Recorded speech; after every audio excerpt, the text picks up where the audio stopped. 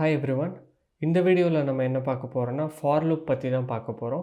First இந்த லூப்னா என்னென்னா ஒரு செட் ஆஃப் ஸ்டேட்மெண்ட்டை வந்து ரிப்பீட்டடாக எக்ஸிக்யூட் பண்ணிகிட்டே இருக்கிறது தான் நம்ம லூப்புன்னு சொல்லுவோம். ஒரு கண்டிஷன் சாட்டிஸ்ஃபை ஆகிற வரைக்கும் இது ரிப்பீட் ஆகிட்டே இருக்கணும்.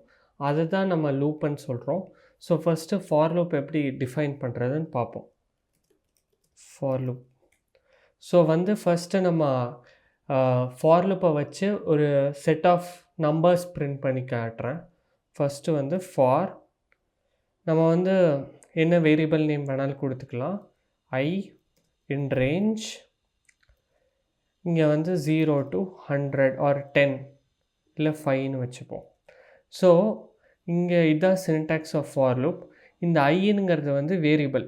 நான் இதை வந்து இண்டெக்ஸ்னு கொடுக்கலாம், இல்லை சம் நம்பர் இன் ரேஞ்ச் என்ன வேணாலும் கொடுக்கலாம்.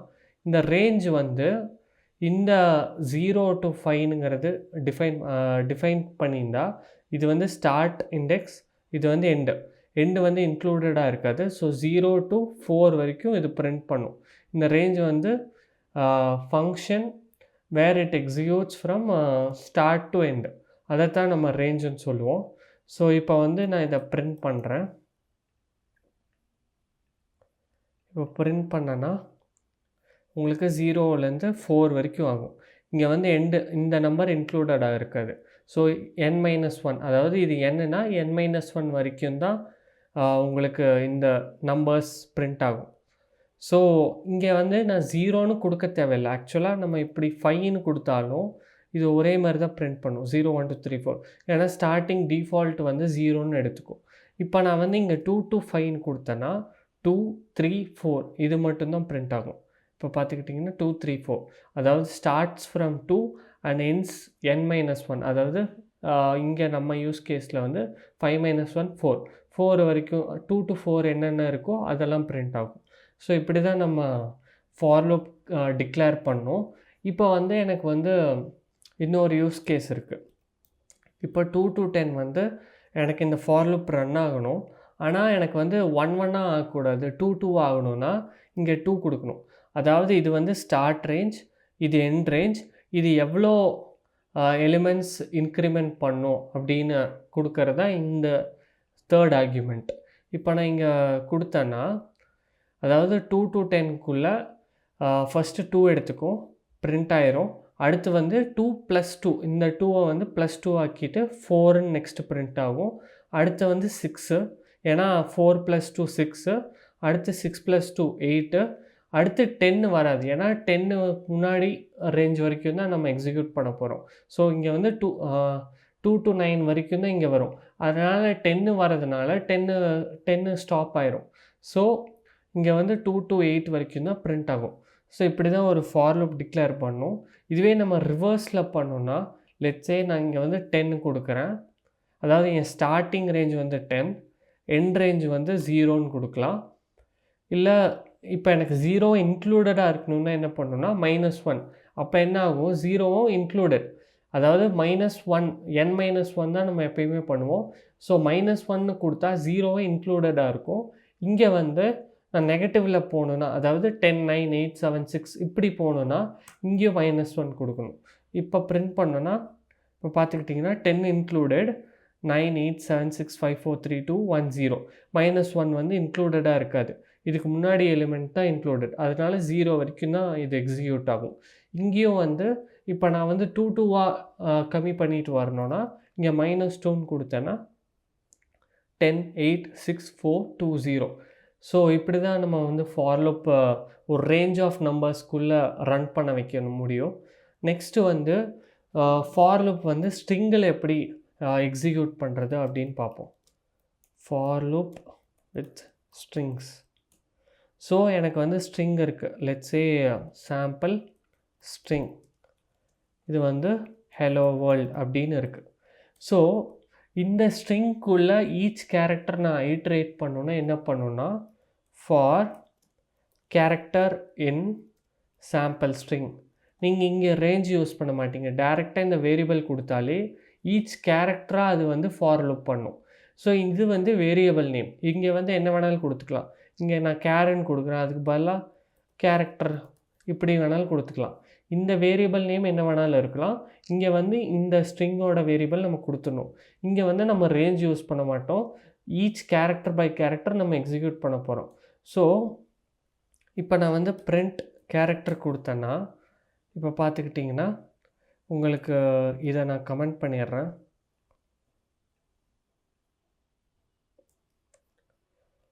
இங்கே பார்த்துக்கிட்டிங்கன்னா ஈச் கேரக்டர் வந்து HELLOWORLD. So each character print பண்ணுது. ஸோ இப்படி ஒரு ஸ்ட்ரிங்கை நம்ம ஃபார் லூப் வச்சு ரன் பண்ணலாம். இல்லைன்னா முதல்ல நம்ம பண்ண மாதிரி ரேஞ்சாகவும் பண்ணலாம். அதுக்கு நம்ம முதல்ல என்ன பண்ணணும்னா இந்த லென்த் ஆஃப் த ஸ்ட்ரிங் எடுத்துக்கணும்.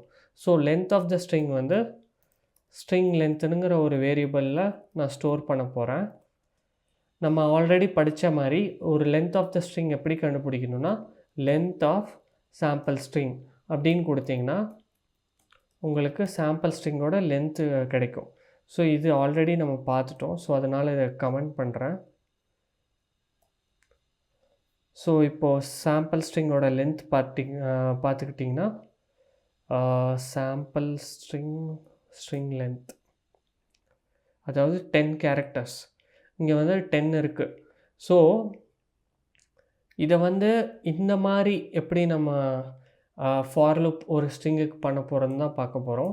So for index in range நம்ம வந்து ஆல்ரெடி சொன்ன மாதிரி தான் 0, ஸ்ட்ரிங் லென்த் இப்படி கொடுக்கலாம். ஸ்ட்ரிங் லென்த் அப்படின்னு கொடுத்துட்டோன்னா ஈச் கேரக்டர் பை கேரக்டர், அதாவது இது ஹெச் வந்து 0, இ வந்து 1, எல் வந்து 2, இந்த மாதிரி இண்டெக்ஸ் வைஸாகவும் நம்ம இந்த ஸ்ட்ரிங்கை ஐட்ரேட் பண்ணலாம். ஸோ இங்கே வந்து பிரிண்ட் ஆஃப் இந்த சாம்பிள் ஸ்ட்ரிங் ஆஃப் இண்டெக்ஸ் அப்படின்னு கொடுக்கணும். ஸோ அப்படி கொடுத்துட்டிங்கன்னா உங்களுக்கு திரும்ப HELLOWORLD. ஸோ இப்படியும் நம்ம ஒரு ஸ்ட்ரிங்கை வந்து ஃபார் லூப் வகையாக நம்ம ஐட்ரேட் பண்ண முடியும்.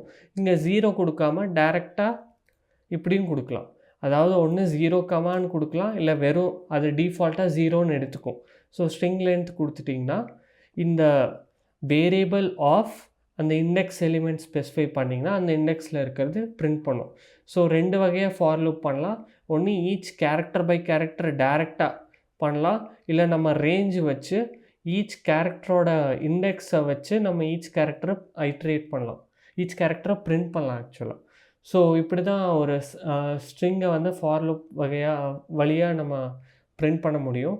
அடுத்து வந்து ஒரு அரேவை எப்படி லூப் பண்ணுறதுன்னு பார்ப்போம். For loop with array. So இதுக்கு ஒரு சாம்பிள் அரே எடுத்துப்போம். சாம்பிள் அரே, இந்த அரேக்குள்ளே எக்ஸு ஒய்யு ஜெட்டுன்னு வச்சுப்போம். இப்போது இங்கே படித்த மாதிரி தான் ஸ்ட்ரிங்குக்கு பண்ண சேம் கான்செப்ட் தான். இங்கேயும் இதே மாதிரி 2 மெத்தட்ஸ் இருக்குது அரேக்கும். அதை எப்படி பண்ணுறதுன்னு பார்ப்போம். ஃபஸ்ட்டு வந்து இதை கமெண்ட் பண்ணிடுறேன். ஃபார் ஈச், இப்போ இங்கே பார்த்துக்கிட்டிங்கன்னா ஈச் கேரக்டரை டைரெக்டாக நம்ம ஐட்ரேட் பண்ணோம். அதே மாதிரி அரேலையும் பண்ண முடியும்.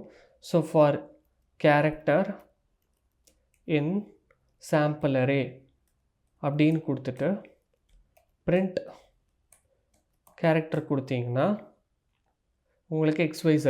இங்கே எப்படி பண்ணோம், ஈச் கேரக்டர் இந்த ஸ்ட்ரிங்கில் வந்து தனித்தனியாக நம்ம ஐட்ரேட் பண்ணோம். அதே மாதிரி அரேலையும் அதே மாதிரி ஒவ்வொரு ஒவ்வொரு இண்டெக்ஸையும் நம்ம ஐட்ரேட் பண்ணிட்டு போகலாம். இந்த மாதிரி தான் ஃபார் லூப் அரேயில் பண்ண முடியும். அதே மாதிரி இங்கே பண்ண மாதிரியே நம்ம லென்த்தை வச்சும் பண்ண போகிறோம். ஸோ அது எப்படி பண்ணுறதுன்னு காட்டுறேன். ஸோ ஃபஸ்ட்டு அரே லென்த்துன்னு எடுத்துப்போம். Is equal to length of array அப்படின்னு கொடுத்துக்கலாம். Length of sample array.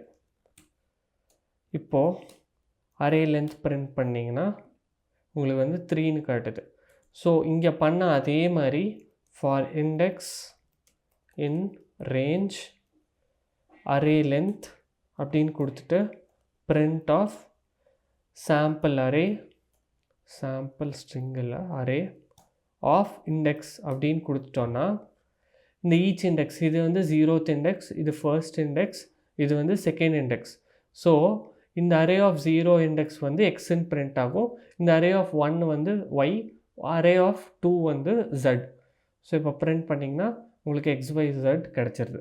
So இப்படி தான் நம்ம ஒரு அரேவை ஃபார் லூப் வச்சு ஐட்ரேட் பண்ண முடியும். ஸோ இதையும் கமெண்ட் பண்ணிப்போம். நெக்ஸ்ட்டு வந்து ஃபார் லூப்பில் வந்து வேறு என்ன பண்ணலாம்? ஸோ இதை கமெண்ட் பண்ணிடுறேன் ஃபஸ்ட்டு. இப்போது நெஸ்டட் ஃபார் லூப் பண்ணலாம். நெஸ்டட் ஃபார் லூப் எப்படின்னா, ஃபார் I in range நம்ம 0 to 10 அப்படின்னு பண்ணோம். இங்கே வந்து இன்னொரு ஃபார் லூப்பும் போடுறோம், for j in range of again 0 to 10. இதுதான் நம்ம நெஸ்டட் ஃபார் லூப்புன்னு சொல்கிறோம். ஸோ இங்கே வந்து நான் என்ன பண்ணுறேன், print I into j அப்படின்னு கொடுக்குறேன்.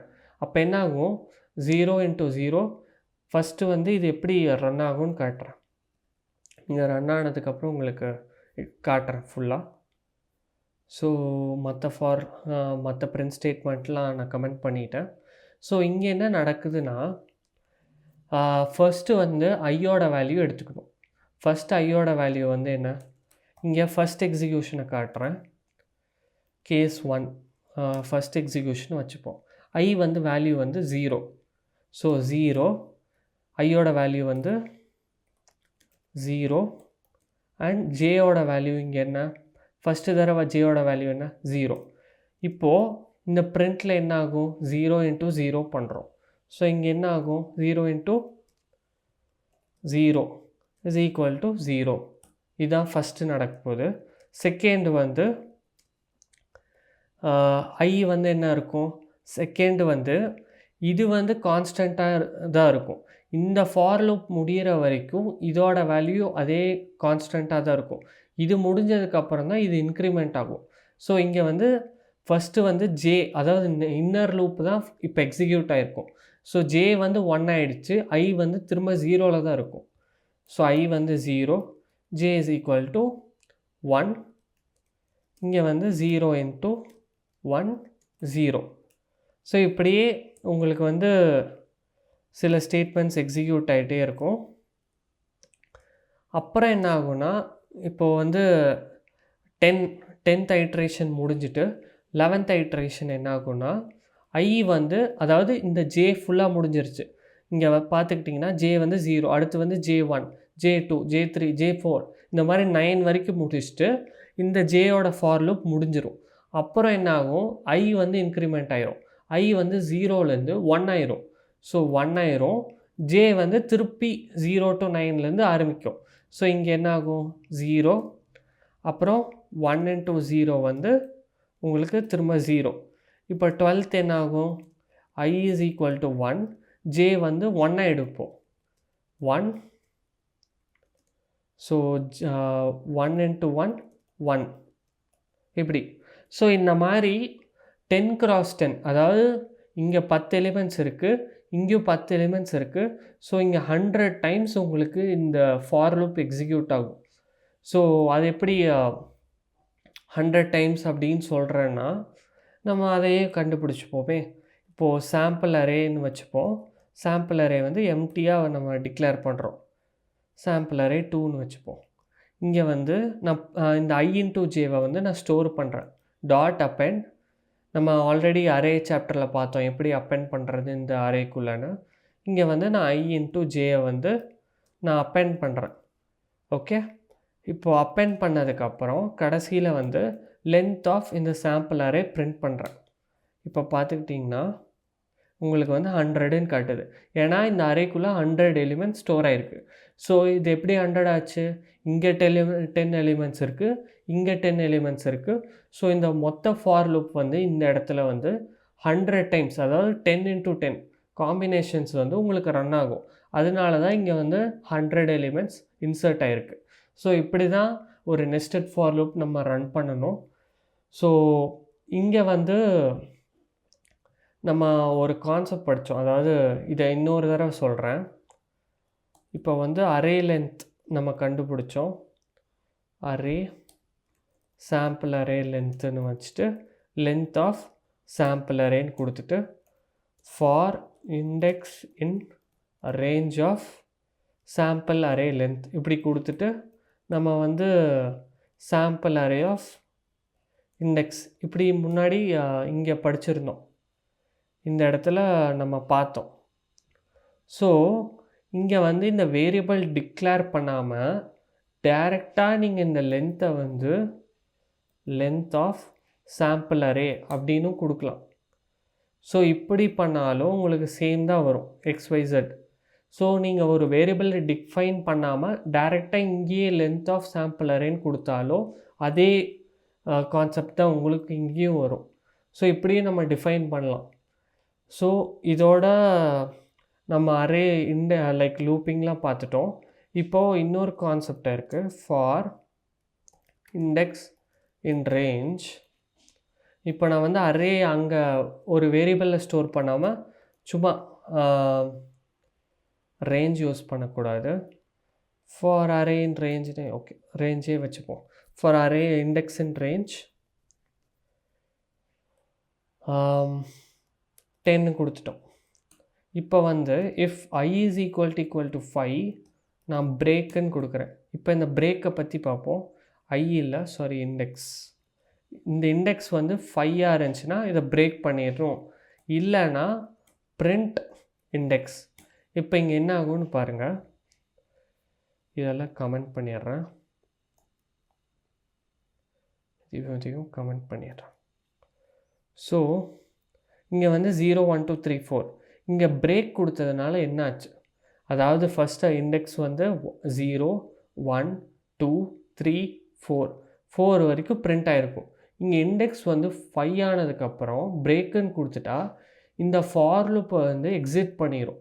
அதாவது இந்த ஃபார் லூப்பை வந்து பிரேக் பண்ணிவிட்டு அதுக்கு மேலே இந்த ஃபார் லூப்பை எக்ஸிக்யூட் பண்ணாது. ஸோ இங்கே வந்துட்டு பிரிண்ட் சும்மா ஹெலோன்னு கொடுக்குறேன். இந்த ஃபார் லூப் ரன் ஆகுது, இண்டெக்ஸ் 5 ஆனதுக்கப்புறம் இது பிரேக் ஆகிடுது. பிரேக் ஆகிட்டு அடுத்த ஸ்டேட்மெண்ட் எக்ஸிக்யூட் பண்ணும். ஸோ நீங்கள் ஒரு ஃபார் லூப்பையோ இல்லை எந்த லூப்பையோ நம்ம ஒரு கண்டிஷனுக்கு மேலே அது ரன் ஆகக்கூடாது அப்படின்னு நினச்சிங்கன்னா நீங்கள் வந்து பிரேக் ஸ்டேட்மெண்ட் யூஸ் பண்ணி அதை டெர்மினேட் பண்ணிடலாம். ஸோ இப்படி தான் இந்த பிரேக் ஸ்டேட்மெண்ட் யூஸ் பண்ண முடியும். அண்ட் நம்ம ஆல்ரெடி பாஸ்ன்னு ஒன்று படிச்சிருப்போம். பாஸ்ன்னு பார்த்தோம் இஃப் எல்ஸ் ஸ்டேட்மெண்ட்ஸில், அதை இங்கேயும் யூஸ் பண்ணலாம். ஸோ இப்படி கூட யூஸ் பண்ணலாம். So if index is equal to 5 else pass பண்ணலாம். ஸோ இங்கே பார்த்துக்கிட்டிங்கன்னா உங்களுக்கு இங்கே எதுவும் நடக்காது. அதாவது நான் இது இஃப் எல்ஸ் ஸ்டேட்மெண்ட்டில் பாஸ், நான் வந்து இங்கே சும்மா பாஸ்ன்னு கொடுத்தேன்னா என்ன ஆகும்னா உங்களுக்கு தெரிஞ்சிடும், காட்டுறேன். இந்த ஃபார் லூப் வந்து 10 வாட்டி நடக்கும், பட் இங்கே எதுவுமே நடக்கக்கூடாது. இந்த ஃபார் லூப் ரன் ஆகணும், பட் இங்கே எந்த ஸ்டேட்மெண்ட்டும் நான் எக்ஸிக்யூட் பண்ணக்கூடாதுன்னா நான் இங்கே வெறும் பாஸ்ன்னு கொடுத்தேன்னா இந்த ஃபார் லூப் ரன் ஆகும், பட் எதுவுமே நடக்காது. இப்போ நான் வந்து வெறும் இங்கே இப்படி ஃபார் லூப் கொடுத்தேன்னா அது இங்கே உங்களுக்கு ஹோவர் பண்ணும்போது காட்டும் இண்டென்ட் எக்ஸ்பெக்டட். அதாவது இந்த ஃபார் லூப்குள்ளே ஏதாவது ஒரு கண்டிஷன் ஒரு ஸ்டேட்மெண்ட் நான் ஸ்பெசிஃபை பண்ணும். அப்படி எனக்கிட்ட ஒரு கண்டிஷனோ ஸ்டேட்மெண்ட்டோ இல்லைன்னா இந்த ஃபார் லூப் நான் எப்படி டிஃபைன் பண்ண முடியும்? ஸோ அதுக்கு வந்து நீங்கள் சும்மா பாஸ்ன்னு வச்சுக்கலாம். ஸோ இந்த ஃபார் லூப் ரன் ஆகும், பட் உங்களுக்கு இந்த ஃபார் லூப் உங்களுக்கு வேணும், பட் இதில் எதுவுமே நடக்கக்கூடாதுன்னா இந்த மாதிரி பாஸ் ஸ்டேட்மெண்ட் யூஸ் பண்ணலாம். அதே மாதிரி தான் இஃப் எல்ஸ் ஸ்டேட்மெண்ட்லேயும் நமக்கு ஒரு இஃப் கண்டிஷன் இருக்குது, ஆனால் நான் பாஸ் இஃப் கண்டிஷன் ரன் ஆகணும், ஆனால் அதில் எதுவும் எக்ஸிக்யூட் ஆகக்கூடாதுன்னா பாஸ் யூஸ் பண்ணலாம். நான் என்ன சொல்கிறேன்னா, இப்போது இஃப் கண்டிஷன் இருக்குது, இஃப் 1 is equal to 1 அப்படின்னு கொடுக்கலாம். 1 is equal to 1னா ட்ரூ, 1 is equal to 1. ஆனால் எனக்கு எதுவும் நடக்கக்கூடாது, அதாவது நான் இஃப் டிஃபைன் பண்ணிட்டேன், ஆனால் இந்த இஃப்க்கு அப்புறம் என்ன நடக்கணும்னு நான் ஒன்று ஸ்பெசிஃபை பண்ணும், பட் ஆனால் எனக்கு எதுவுமே நடக்கக்கூடாது, பட் இந்த இஃப் கண்டிஷன் எனக்கு வேணும்னா நான் பாஸ்ன்னு வச்சுப்பேன். ஸோ இப்படி தான் பாஸ் நம்ம டிஃபைன் பண்ணுறோம். ஸோ இதோட நம்ம ஃபார் லூப் ஃபுல்லாக கவர் பண்ணிட்டோம். ஸோ நெக்ஸ்ட் வீடியோவில் பார்ப்போம். தேங்க்ஸ்.